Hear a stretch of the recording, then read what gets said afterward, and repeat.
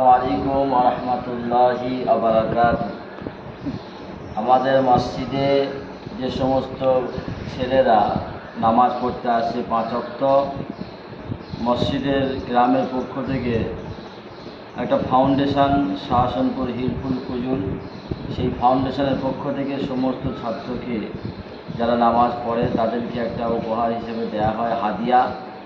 এটা আমরা সবাই চালু করতে পারি, কারণ বাচ্চাদেরকে কিছু দিলে তারা খুশি হয়, তাদের উৎসাহের জন্য, আগ্রহের জন্য তাদেরকে দেওয়া দরকার, হাদিয়া খুশি করা দরকার।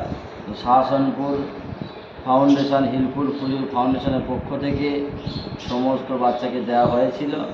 2-4 জন বাকি ছিল, তাদের দেওয়া হয়নি, তাদের দেওয়া হবে ইনশাল্লাহ। একটি করে ব্যাগ এবং গোলাপ ফুল দেওয়া হয়, আরও অনেক কিছু দেওয়া হয়। এই জন্য প্রত্যেককে বলছি, আপনারা আপনাদের মসজিদেও চালু করুন, মানে ছেলেদেরকে উৎসাহিত করুন নামাজ পড়ার জন্য।